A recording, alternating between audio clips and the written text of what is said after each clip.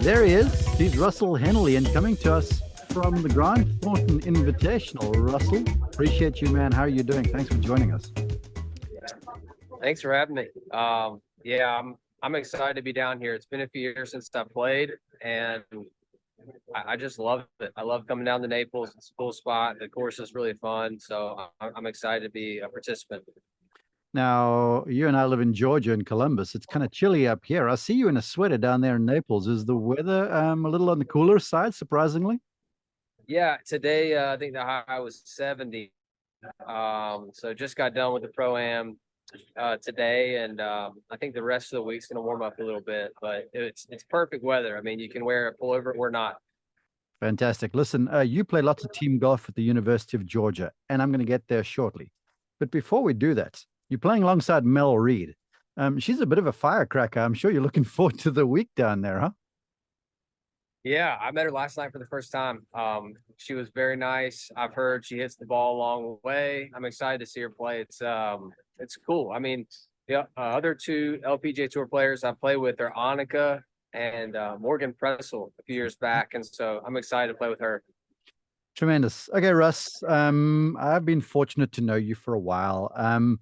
I just want to take you back a little bit, and for our global audience just joining who might not be familiar with you, tell us a little bit about Russell Henley, where you grew up, your career as a junior, and how you kind of came to where you are, please.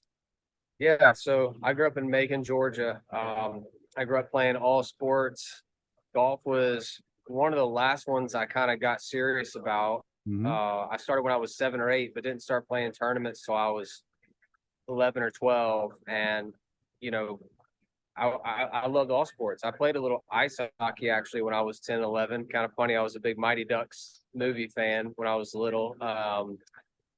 I played baseball, I played basketball, football, soccer. I love soccer. So that sports was kind of my thing growing up. I just really enjoyed being on teams and competing and playing and chasing the ball around, whatever kind of ball that was. And as I progressed and played more and more tournaments and kind of realized I was getting better, my hopes and dreams were to go play at the University of Georgia. And my older brother, Adam, one of my older brothers, he went to Georgia. I grew up going to some Georgia football games and got recruited by them. And, didn't know how I would do there either. I wanted to play for the team and ended up having a really good career at Georgia. And it just kind of evolved over time. I never really thought this would be like my 12th year on the PGA Tour, but I'm very thankful for the career so far. I feel like I'm healthy and playing well, and I'm excited to play. You being modest, as I know you, folks, he is as nice as what he sounds. I'm going to dive into this some. First off, Russ, I have the good fortune of sometimes watching you as a dad because you got some youngsters, and I want you to give some advice to the parents because I watch you bring your little guy to the golf course and he tags along and you kind of hit a few shots, then you watch him and you're not too fussed about technique. I mean, he holds it with her hands the wrong way around at times, and it looks like you guys just get out there and have fun. And I think it's an awesome approach. And I want you to share that with the moms and dads listening, because I'm sure they've got little ones, well, boys or girls, that want to be on the PGA Tour perhaps, or on the LPGA one day. So what's your take? Yeah, my son Robert is naturally a pretty good athlete so far. I don't know how he's going to stack up, as time goes on, but I feel like he picks up on things pretty quickly. And for golf, when I take him to the course, I just kind of realize what a long journey it is with golf, and how much I've learned, and I'm still learning as I go. And a lot of that learning process has just been kind of on my own. It's been a natural progression. And so I feel like because my dad never really pushed me to play sports or to practice more, practice less, or ever gave me any advice, I feel like that was a big reason why I stayed very interested in it. It was kind of a natural interest. And, I feel like with Robert, I just enjoy watching, him being natural at whatever sport it is, especially golf, because he's so flexible. All kids are just flexible and natural. They don't have any worry about bad contact. They're just they're just doing. They're just seeing Yeah. a ball and they're just grabbing a club and they're doing. And I think there's a learning process there that's taking place. And I don't have any scientific research to prove that, but I do think there is, because I watch him, hit balls for a day and then we'll go back a few days later and he's a little better and he's a little better. And there's something too, I think, just letting your child figure it out on his own and trying to keep your mouth shut, which is hard for me to do. But I think that's a good play. Hey, you and me both. Hard to keep my mouth shut. I've heard, and you're so good at it. The little Robert, he watches golf on TV, to watch dad and stuff. And then you say, then he swings a golf club. Then you say to him, swing it like Tiger Woods.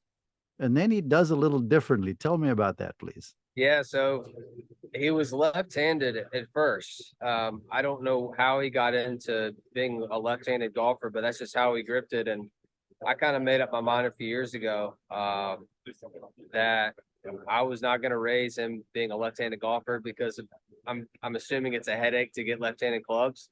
Mm-hmm. So I took away his left-handed clubs and I only let him have right-handed clubs, and he didn't really notice, but he would still hold it cross-handed. Yeah, right. So I was trying to figure out a way to tell him how to hold it regular grip, but without telling him what to do.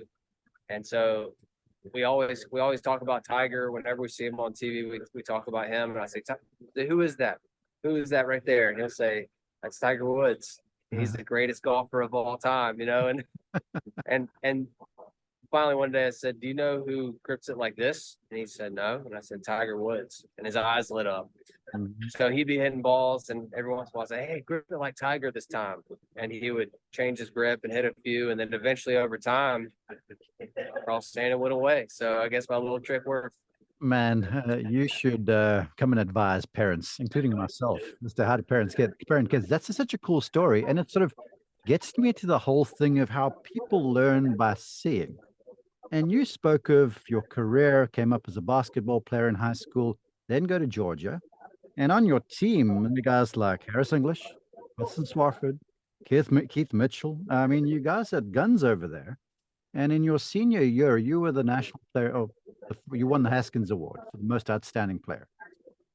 Time spent on that team. Did you learn by seeing from your competitors over there? Because I know the environment had to have been very competitive. Very competitive. Yes, I think I did. I mean, I remember always asking Packer, what do I have to do to get better? Just tell me what I have to do to get better. And he would say, keep working on your short game, and you're going to get better over time by playing in the tournaments that we play in and qualifying against the guys on your team. It's going to be a slower process than you want, but it's going to happen over time. So don't think that some swing thought is going to fix your game. And so he would have to remind me of that a lot. I'm not a very patient person. I want to see results now, quickly. And so that was very helpful to kind of try to push me back towards that mindset versus, my natural impatient kind of mindset. So I did, and learning how to qualify and you're not going to the tournament unless you beat the guy next to you. That was big for me. And I feel like there's so many days in college, and even now, everybody knows this with golf, but some days you feel great and some days you don't. And it kind of taught me, it's like, you just got to every day figure out how to get in the hole. Yeah. And that's the bottom line. I heard you say to me one time, and I'm jumping away from some of the planned questions I have, but I'm responding to Russ here. I heard you say it sort of in so many words, and I paraphrased one time because I watched you on the putting green and you were out there with your perfect putting aid to see the break of the putts, and you stood there for, good 45 minutes to an hour, just basically holding out from 3 and 4 feet. And I was fascinated, and I asked you, and you're like, I believe to do golf well, you have to do the basic things well. You have to be prepared to do the boring stuff in practice. And I feel like that is such an insightful lesson. Please share it with the folks. Yeah, I mean, typically I like to say when I go practice, I like to touch all the bases. And typically I'm not super excited to do that. A lot of the things that I work on day to day are the same stuff over and over. But I think when I do those same things over and over, I develop a kind of confidence because I kind of know what to expect out of myself. I know what's going to come out of the gun. And I think the simple, basic things that you have to do in golf and sometimes the most boring things you have to do in golf, I think they have to be practiced a lot. And I don't think that ever stops. I think you're always going to practice. There's never going to be a point where you get to where you go, I got that figured out. I don't need to get the reps in, at least for me. And so I try to find a way I can consistently work on my game, even if I don't feel like working on it. And those are the days it feels more like a job. Sometimes I am excited, but I think working consistently on the basic, things that I need to work on is something I have to do.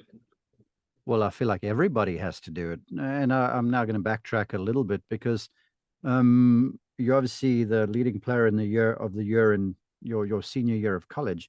Then you win you enter a Korn Ferry event at your UGA home course, and you go and win there as an amateur. Now, the one thing about all you Georgia golfers I see is like, I don't know if it's fearlessness, but whatever the level is, you guys seem to raise your game. And he is an amateur. Look, you were good. Let's not beat around the bush. You'd won numerous amateur events, but you line it up against the Korn Ferry Tour's best and beat them there. Now, I know it's the home course. I want you to revisit that and maybe share something from there that the golfers might learn from, because your guys' attitudes are just so good to me.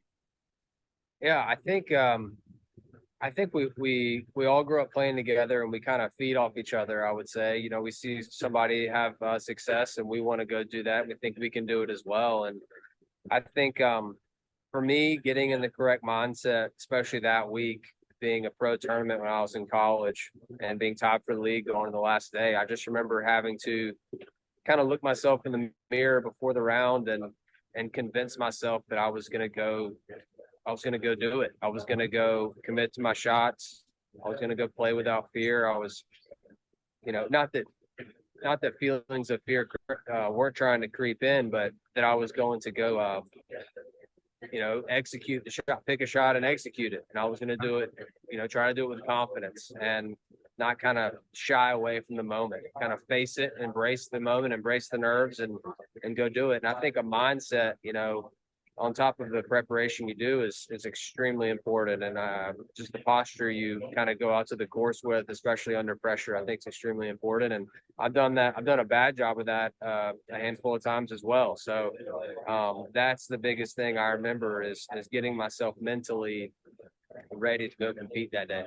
Yeah. Hey, well, you then parlay that victory into a few, 3 times on the Korn Ferry Tour, and you graduate to the PGA Tour in 2013. Now, look, that's like a career-defining achievement already to make it to the tour. But Russell Henley shows up there in your first event, and you blitz the golf course wildlife to the tune of 24 under, and you win your first event as a PGA Tour professional. I'm sure there were nerves. Talk me through that, because you just went bananas en route to that victory there. Yeah, I was playing with a lot of confidence that first PGA Tour event. I've won 2 of my last 4, I think, events. The end of the Korn Ferry Tour that fall, and finished 3rd on the money list, and just was playing with a lot of confidence, and just went to that tournament feeling like I could do it. I was probably a little bit cocky that week. I just felt like I couldn't miss, kind of in a way, and showed up, and it's a Bermuda golf course with wind and kind of what I'm used to playing in Charleston and in Georgia where I grew up, and just felt really comfortable from the get-go. But absolutely there were nerves.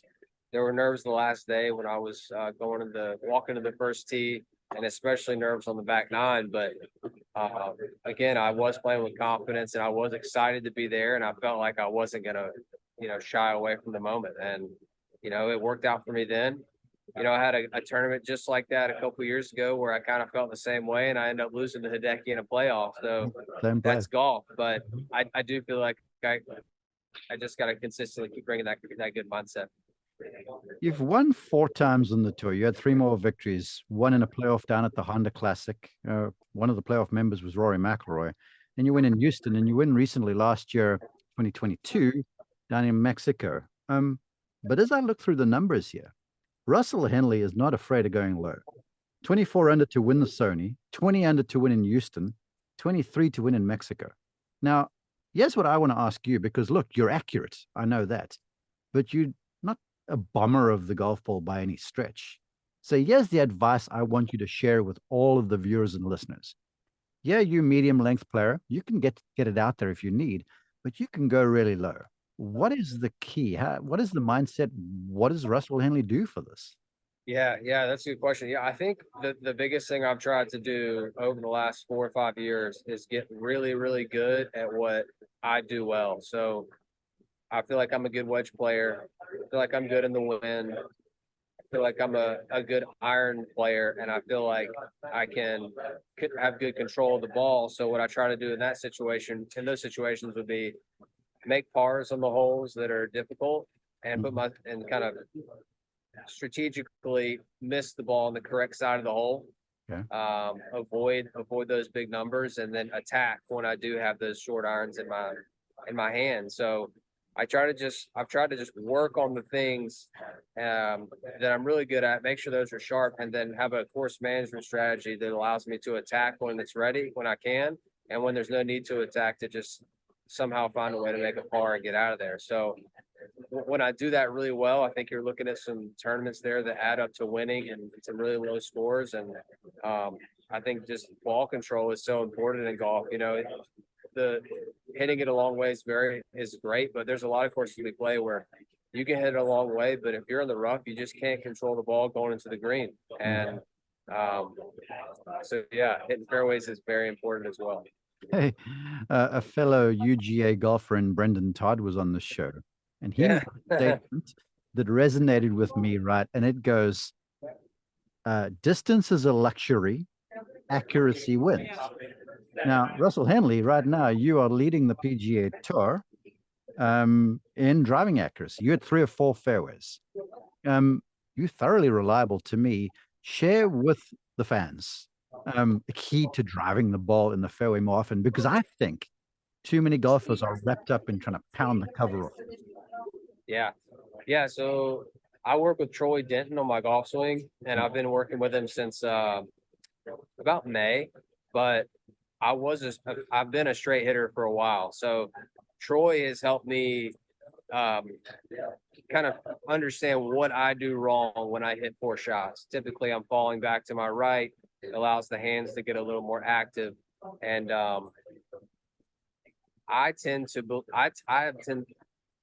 usually I have more success when I am shaping the shot very slightly. So like if I have a left to right wind, I really like to cut it with a driver. If I have a right to left wind, I like to hit a draw. So I work on the range. I'm always trying to hit a little draw or a little fade. And for me, that kind of equips me to play any hole. And there are times where I will work it up into the wind, but typically I really like to ride the wind with my driver. So because I work on draws and fades, I feel like I never get too draw bias or too fade bias, and it keeps me right there in the middle. Sensational. Hey, look, now you hit the drive in the fairway. From there, you dynamite with the iron game as well. In fact, your proximity is currently in 2023 second on the PGA Tour at about 33 feet. That talks to me about someone who controls distance well. You've just come off a pro. Why do amateurs not hit the ball the right distance with the irons more often? What's your Typically they don't hit enough club is what I've noticed. At least that's what was going on today. Okay.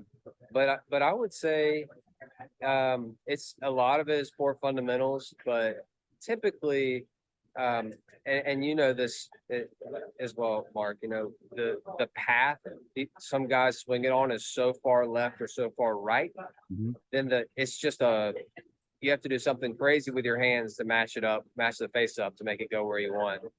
I just think if guys could just try to somehow understand, get a little closer to a neutral path, I feel like it would be so much easier. And that's, you know, easier said than done for sure. I know you know that. It's tough teaching somebody to find that, but That's what I see. I see guys swinging way left, or I see guys swinging way right, usually way left with their path. And that makes the wedges steep. That makes the driver slice and pull. Eventually, you're going to get tired of slicing it. So you're going to not let it go right. You're going to pull it. So it's just a neutral path to me would be the direction I would go. And to that, folks, the one day on the range, I saw Russell hitting these beautiful sort of sliding little drivers. And I asked him about his path number. And you looked at me and you're like, honestly, I'm not too sure, but it's kind of around 2 degrees. I mean, that's still where we're playing, I guess, huh? I think so. Yeah. I mean, if I'm hitting the cut, 2 or 3 left is what I think it would say on TrackMan. If I'm hitting the draw, it's probably more like 1 degree right. I have a harder time swinging it right than I do left. So, yeah, I mean, it's very fractional. I think to make a ball curve is you don't have to swing very much to the left or the right. It's very fractional. Tremendous. Okay, a few more and I'll let you go. Thanks for your time. We've talked about it and I shared the anecdote of how I saw you practicing, and you do a lot. You have a routine that I've seen you do where you have tees out and you basically putt around the hole from different distances. It's kind of in that strokes gained sort of a length inside of 8 feet. Yeah, the drill, because I feel like most golfers, especially amateurs, get to the putting green and they're like, they don't know what they're doing. So what does Russell Henley do in putting practice? Yeah, so this summer I started working with Phil Kenyon on my putting, and he's helped me tremendously. I think the biggest thing we have worked on is my posture, a lot of fundamentals, just making sure everything's nice and neutral with my posture. But in terms of, actual ball rolling, I like to do start line drills. So, putting it through gates, like say you have a straight putt, putting it through a gate, 2 tees, making sure you don't hit the tee on the right or the left, getting a right to left putt and a left to right putt. And just really trying to dial in your start lines. And then from there, I feel like you can be really confident when you do go to those shorter putts. I might be out of bounds with this observation because it's just what I see from the outside, really. But when I watch you, when I see you at the course, it looks like you're spending more time on the greens than what you do on the driving range. Is this the truth? Yeah, I spend probably 25 or 30 minutes a day on the driving range, just hitting balls. And then I spend probably another 20 minutes or so hitting wedges on the TrackMan, working on my distance control between 80 to 150 yards. So sometimes I'll do like 60 to 90 yards. Typically it's 80 to 150. And I just try to make sure that's really dialed in. And it doesn't take me a lot. All I do is I go through my bag and I hit balls right, 2 balls right of the flag, which are little draws, and 2 balls left of the flag, little fades. And that's pretty much what golf is to me out here on tour. It's usually you have to be right or left of a flag. And so when I practice, that's just how I see it. I kind of hit it to quadrants. I see, okay, there's the flag. I'm going right of it. Back right pin at Augusta on number 12. I kind of see a quadrant over the left center of that bunker, like middle of the bunker to the left edge of the bunker. And I'm kind of feeling like a flat fade right into that quadrant. So when I hit balls, it doesn't take me a long time because it's just kind of how I see it on the course. Sensational. Playing or practice, which do you gravitate more toward when you're at home working on your game? I feel like Russell Henley gets out and plays a lot. Yeah, I love playing with the guys at the country club. We get a lot of awesome games on the weekends. I will say I feel like I need to do both. I feel like I need to spend time chipping, get my reps in on the range, get my reps in putting, doing all that. But I enjoy playing much more. I love having a money game or just something simple, just to, whatever, just enjoy competing. So when you're out there and you're playing, there's something on it. So it's about the competition and about the shot saving, really. It's not like you're out there working on some sort of a thing on the course, right? Yeah, I mean, there's an expectation I think I have myself, even if I'm playing my buddies for 50 cents, that, if I have a wedge shot from 100 yards, I want to hit it close. And so I think there's just kind of an expectation that I have, and I try to meet every day I go out. And I don't think anybody likes to lose. No, no. Right, last one. Appreciate your time again. You, as a PGA Tour player, you're having to do it now. You got to manage your time. You're a father of young kids and your husband to Teal. Yet when you're home, you've got to find time to work on your game. So much golfers, they're like, well, I don't have time. it looks to me like you make time when you can, but you got your priorities in order as a dad and a husband. Help the fan listening to this to manage time better, because even the collegian, that's one of the most important things to succeeding in college. I think so, and I think I've gotten better at it since I've had kids. I mean, since Robert was born, at first I was kind of lost on what to do with my time. Didn't know when I should be home and at the course, and then I gotten better and better at it. And I think for me, just being intentional with the time that I have out there. If I have 3 or 4 hours at the course, I kind of already have a written down plan of what I'm going to do. It's nothing too crazy in terms of the details of the plan, but I do have some goals of the day. I do have some stuff that I want to accomplish within each section of the practice schedule. And so just being very organized and strategic on what I want to do that day, writing it down really helps me. Do you ever, I've got to ask the follow-up, do you ever then, if you have a plan to achieve, and if you don't achieve it, which is sometimes a possibility, do you stay and grind through it, or do you just go, I'm done, I'm out, I'm coming back tomorrow? Yeah, I mean, I would say if I put in the proper time and I feel like I'm executing well and I'm doing what I need, if I feel like it's in a good place, then I'll probably just go back the next day, because some days you just have a bad practice day. That's just kind of part of it. If I feel like I'm in a tight spot where it's something that's crucial that I need to spend extra time on to feel good about it, then I might spend like an extra 30 minutes or an hour, but typically I'm going to stay pretty tight to my window. Awesome, buddy. You're the best. I appreciate your time. Please share for the fans if there's social media or a website or somewhere where they can go to follow Russell Henley and his exploits in the tour, please. Yeah, well, I don't have a social media right now. I'm thinking about starting mine back up, getting a Twitter going or something, but you should just follow my wife. Go to Teal, Teil, at Teal Art on Instagram, and see what she's got going on. But for me, this is all you're going to get for now. hey, Russ, you and I are both married to superstars, brother. I get what you're saying over there. Listen, thanks. I appreciate you joining me. Have a great week. And if I don't see you before Christmas, have a happy Christmas, man. Yeah, man. I'll probably see you around Columbus. Thanks for the time.